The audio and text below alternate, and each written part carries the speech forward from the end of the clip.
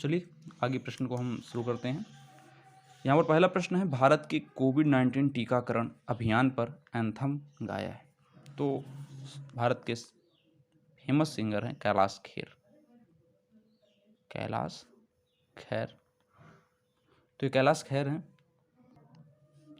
हैं। इन्होंने भारत के कोविड-19 टीकाकरण अभियान पर एंथम को गाया है। तो बात करें एंथम जो कोविड-19 टीकाकरण अभियान पर बना, ये कब बना? तो जब हमारे भारत में 100 करोड़ टीकाकरण पहुंचने वाले थे, 94 करोड़ टीकाकरण हो चुके थे, उस समय इस एंथम को बनाया गया था और उसे कैलाश खेर ने गाया। अब तो हम 100 करोड़ से अधिक टीकाकरण हमारे देश में हो चुके हैं। आगे चलें तो राष्ट्रीय फॉरेंसिक विज्ञान विश्वविद्यालय की आधारशिला कहाँ रखी गई है? तो गोवा में राष्ट्रीय फॉरेंसिक विज्ञान विश्वविद्यालय की आधारशिला रखी गई है। आगे चलें तो भारत संयुक्त राष्ट्र मानवाधिकार परिषद का सदस्य बना है। तो ये छठवीं बार है कि भारत संयुक्त राष्ट्र मानवाधिकार परिषद का सदस्य बना है, तो याद रखिएगा। आगे चलें तो भारतीय क्रिकेट के पूर्णकालिक कोच का कार्यभार संभाला है।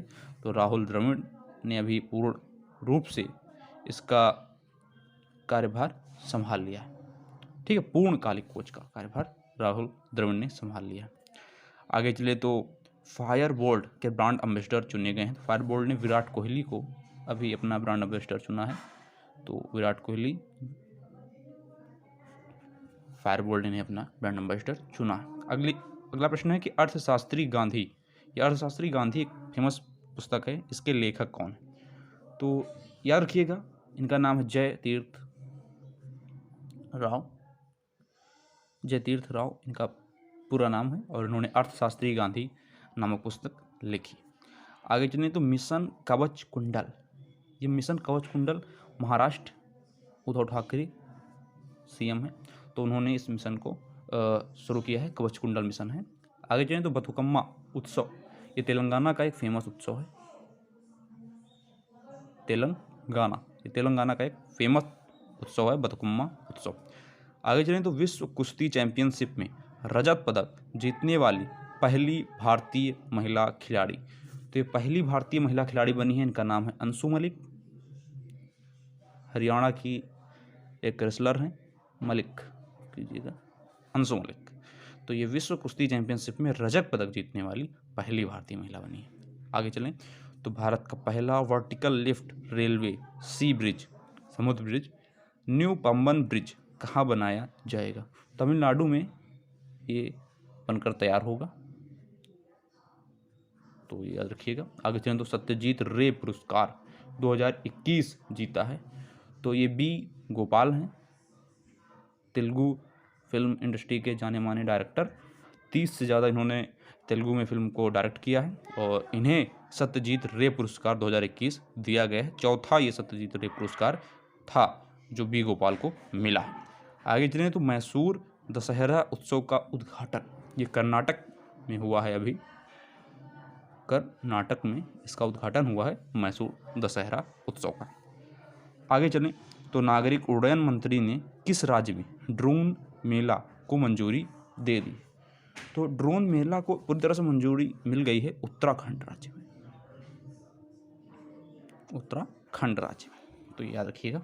आगे चलें तो एयरटेल कंपनी, भारत की जो एयरटेल कंपनी है, भारत में जो उसकी एयरटेल कंपनी का जो सेक्टर है, वहाँ के CFO के पद से इस्तीफा दिया है। CFO मतलब कि चीफ फाइनेंशियल ऑफिसर, तो उनका नाम है बादल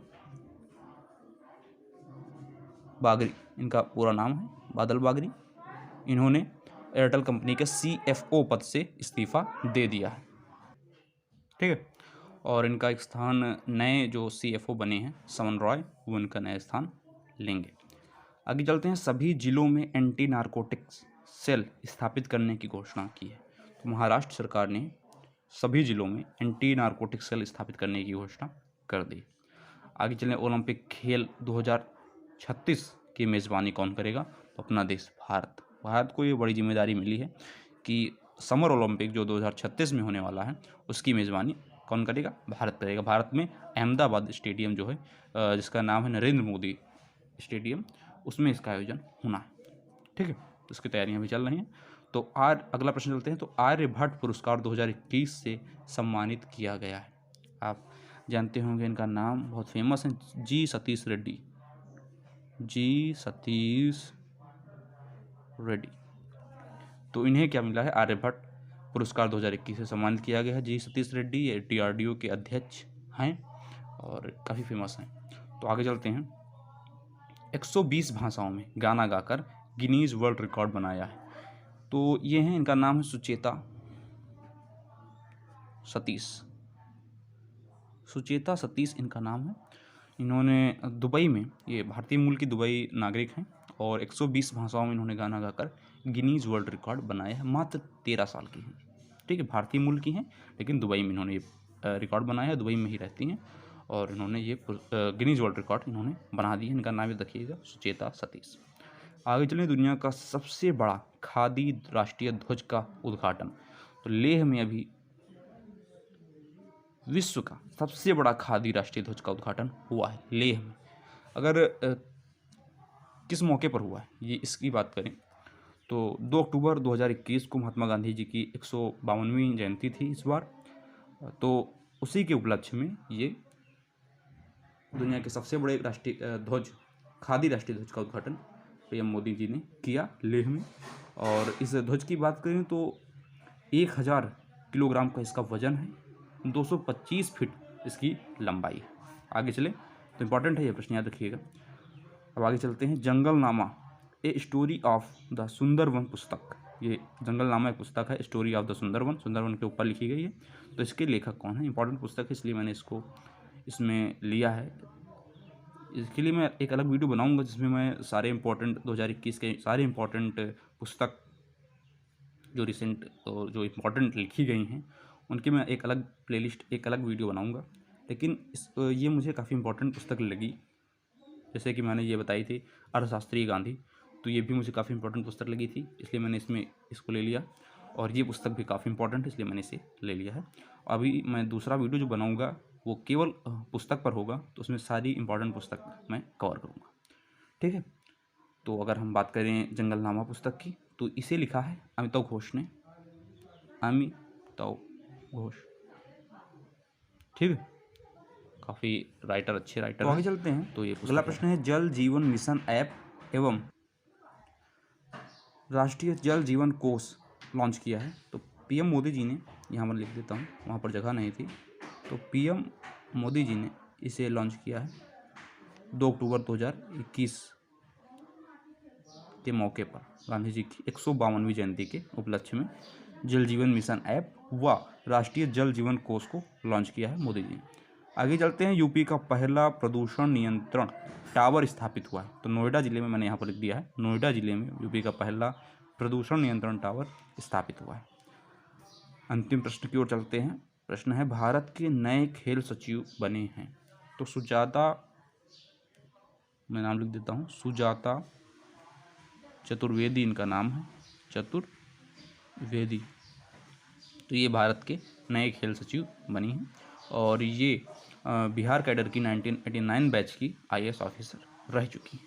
तो सुजाता चतुर्वेदी इनका नाम है और ये भारत की नई खेल सचिव बनी।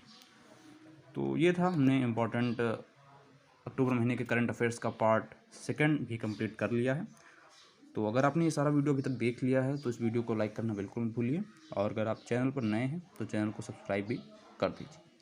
मिलते हैं एक नए दूसरे वीडियो में जिसमें हम पार्ट 3 इसका करंट करेंगे और हम अक्टूबर महीने के सारे करंट अफेयर्स को वहाँ पर ख़त्म करेंगे। तो चलिए मिलते हैं अगले पार्ट में, तब तक के लिए धन्यवाद, जय हिंद।